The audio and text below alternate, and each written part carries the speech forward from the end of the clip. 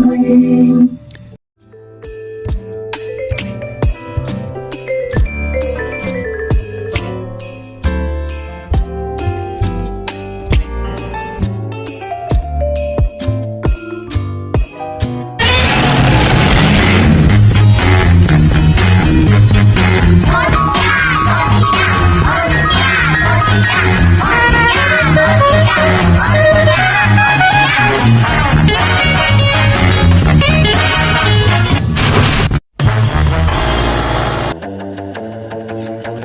Godzilla 1966, a figure I wasn't sure we'd get right away considering the first base mold for the suit was the expensive 1965 Daisenso Goji Premium, which was preceded by the posing Shi variant. When that figure first was announced, speculation ran high that the original Memorial Box figure would return, to a new vinyl shade of course. It did, but the Premium series was the choice to release it to the masses. Not much in differentiating it, the 65 from the 66, save from the degradation the suit had gone through, one would have suspected very little would be changed, if at all, and would likely be spaced apart from release. Wrong! Here we are in the right middle of the summer, and this guy has come home.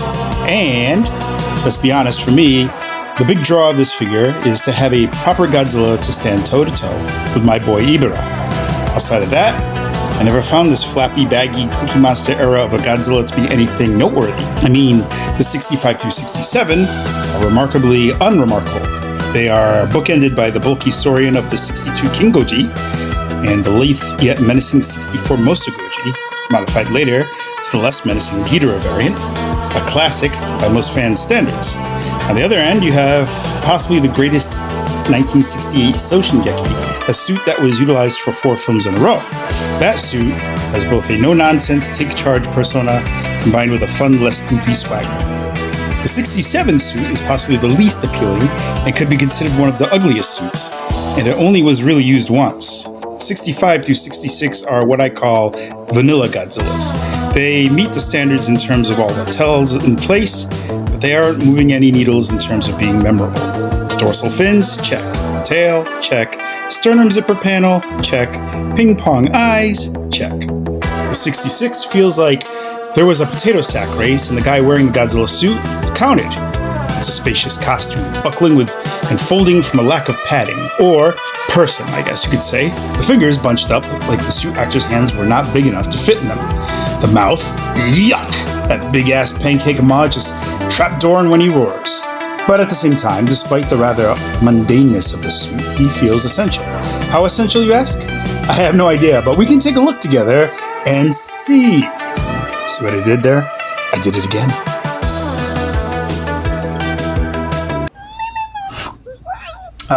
Okay. Look. Shh. Space Godzilla. Yeah, okay. Alright. This is who we're here to see. This is the Godzilla 1966 Bandai vinyl figure. 6-inch, yes, of course. Let me just address this really quick before I get into it. This tag, this is how it came. I got it from Hobby Link Japan. This is not a sponsored video, but it came kind of just opened up like this, flared out like Mothra's wings.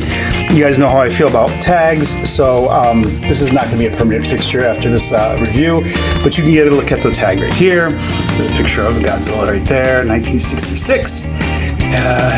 Inside, your usual stuff that I don't know how to read, and then you get that nice little die-cut dorsal plate backside of the tag. So, very nice. If I was in the tags, I would have been excited, but I'm not. So, let's focus to this guy. So, the first thing you notice about this Godzilla, is a big one too, is that his mouth is closed, which is rare because we normally don't get a lot of closed mouth Godzillas, maybe with the exception of 1973s maybe, and honestly his mouth isn't all the way closed, it's a little bit open. It definitely gives him a kind of a Cookie Monster vibe, doesn't it?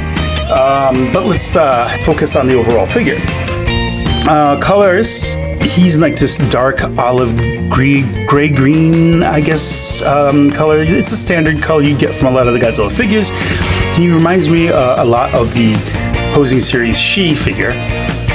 Mostly probably because he's got some borrowed parts from it. Who knows? I mean, I don't know where, but like I would have to bring him out afterwards and compare him and see where it looks.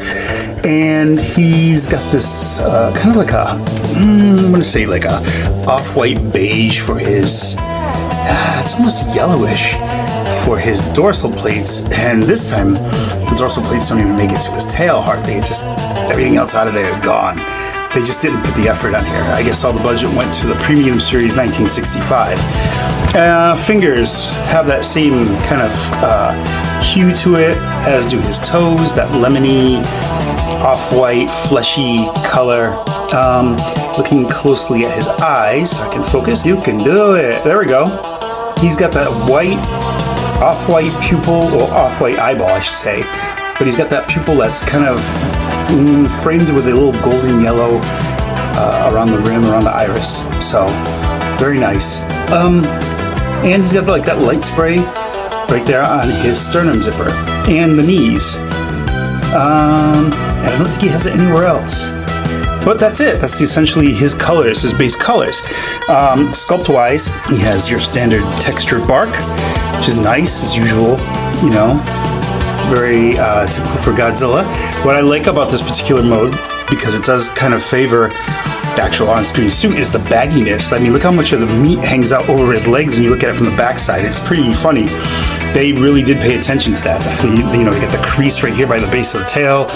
His hands look baggy. He's got that kind of hollowness to his overall torso. It looks like, yeah, there's someone really skinny in there operating this guy.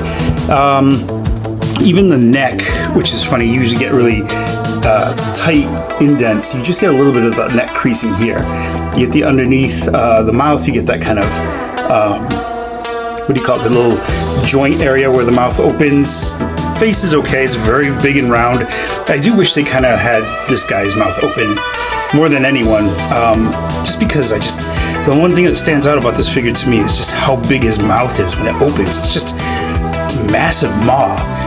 Toes is what you would expect from a Godzilla in terms of sculpt. Hands, another disappointment for me, because this figure this suit always makes me think of those bunched hands where it just looks like his hands are just like, I can't even open my hands up because this costume's so big. But here they chose to keep it open. The dorsal plates, very well sculpted. I like them. Not much to write home about. They don't really move the needle in any way.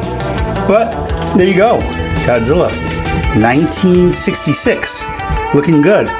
And big thing, even though he's got teeth, unfortunately, let me see if I can get this in the shot. Right there, barely. There you go. You can see right there, they're not painted. So that's kind of disappointing, and I think it would have done this figure a whole lot just to have those teeth painted, but for some reason Bandai, they decided they were gonna skimp out on it. So there you have it. Let's go and check out Articulation. The life of a broken record. To constantly repeat the same over and over again. Bandai is about that life when it comes to their standard Showa Godzillas these days. There's an occasion where the tail and head movement weren't some crazy idea for their figures some time ago. But not here. Nope, we get your typical arm rotation on both arms and at the shoulder, and at the leg rotation at the hips. And would we expect any star treatment for this particular version?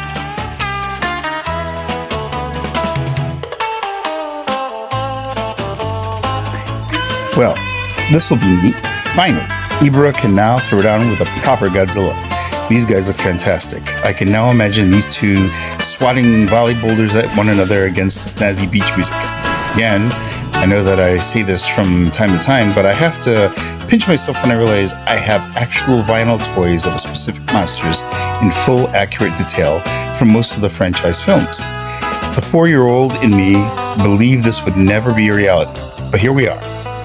And as I had recently learned, thanks to a viewer, Carcerathim, that this film's merchandise is somehow more important than the film itself, as it was the first Godzilla film to birth the iconic Sofubi soft vinyl figures from Mauro-san and later Bullmark, thus kickstarting the entire phenomenon of collectible soft vinyl figures of Kaiju and other characters that is still going strong to this day. I paraphrased what they said, but very noteworthy nonetheless. Thanks again, Kassertham. So, that being pointed out, let's stay focused on this film and bring out the superstar kaiju himself, Giant Condor. Again, another tangible item that shouldn't be, but Bandai has made it happen. I won't lie to you and tell you that the small part of me inside gets a lump in my throat for realizations like this. Not because I have a big buzzer, but because we all have access to these various monsters' designs, and it seems so out of grasp at some point. Anyways, before I get all in my childhood feels, let's focus on these two sworn enemies. The Giant Condor was all lined up to be the very next big bad after the two outings with King Ghidorah, but due to the onset freak accident with Godzilla's atomic breath, he never made it come back. Mothra has not had a proper show of vinyl as of yet in the Movie Monster Series, and that sucks, quite frankly. Imagine if we got this raggedy end of the road version from this movie, all dull colors, flimsy material, and sleepy-like. Well, we can't because it hasn't happened yet, but we got the worn-down Tokyo SOS version to use as a placeholder. Mothra is still a gigantic moth, the Showa films, and it seems to get smaller compared to Godzilla with each era afterwards. Here, she still eclipses her co-stars. Appropriately, 2026 puts us at the 60th anniversary of this film as well, so this is quite nice. I would love Bandai to give us multiple variant vinyls for this film, a la Hedorah, but who am I kidding? Anyways, this sort of completes another Monstercast set. I mean, yeah, Mothra is a cheat. And the lineup continues. I would never have thought I would have so many Godzillas to display, but here we are. Missing in the highly anticipated 1962 King Goji, the 64 Ghidorah Mosogoji, yes, there are differences, and the hideous Mosuku Goji. Minor suits are in the water suits, and the fake Godzilla one from Godzilla vs. Mechagodzilla. Regardless, it is a gaggle of Godzillas, and damn it, I'm here for it. But this is the variant of the Daisenso Goji, now known as Nankai Goji, or the South Seas Godzilla. Anything noteworthy against his numerous other designs? Is this a vinyl figure? Let's let the loving touch of Jet Jaguar do the punching. 2.5 punches? That's kind of unusual around here, but there's a good reason for it. While I've been looking forward to this figure to add to my Godzilla vs. the Sea Monster set, the lack of a head, the lack of a tail movement, and the unpainted teeth are real big detractors from a figure that could have been pretty good. Also, the paint stopping right at the base of the tail. Not good, Bandai. It seems like nowadays Bandai kind of leaves its better painted stuff for its premium series, which is a lot more expensive, and those of us that want to keep Godzilla figures in a budget are left with these kind of scraps. Now, I won't say that this is a bad figure. In fact, it's not. But it's not moving the needle. It's not doing anything groundbreaking. You will want to have him if you are into collecting every version of Godzilla from the Showa era like I am. Let me know down below what you think. Comment, like, share, and subscribe. Make sure to like and subscribe to Sonic's Monsterverse channel. Bye! And I will be back with more content. Thanks for watching.